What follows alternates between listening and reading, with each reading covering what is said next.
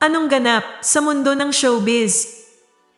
Tila nagpantig ang tenga ng TV host na si Vice Ganda matapos mag-tweet ang isang netizen na umasa lang daw ang kanyang nanay sa kanya para makaraos sila.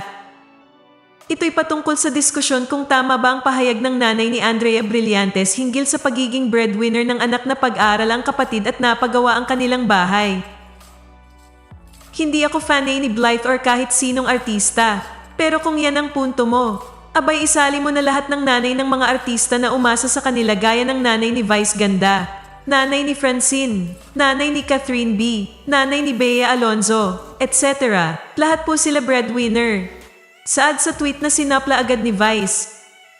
Excuse me, never umasa sa akin ang nanay ko. Nagpakabayani siya sa ibang bansa para makapagpadala sa amin sa Pinas at makaraos kami. May ipon ang nanay ko. Huwag mo siyang isali sa kung anumang diskusyon nyo. Matatanda ang naging mainit na diskusyon online ang naging sagot ni Belle Brillantes na nahaharap sa kontrobersya kung paano raw pinalaki ang anak na si Andrea. Paano mo kaya pinalaki si Andrea, no? Sabi ng basher sa ina ni Andrea. Agad itong sinagot ni Belle at walang kiyamang sinupal palang basher. Paano? Napagtapos niya sa school mga kapatid niya. Nakapagpagawa ng bahay. May sariling negosyo. Ikaw, anong ambag mo sa mundo?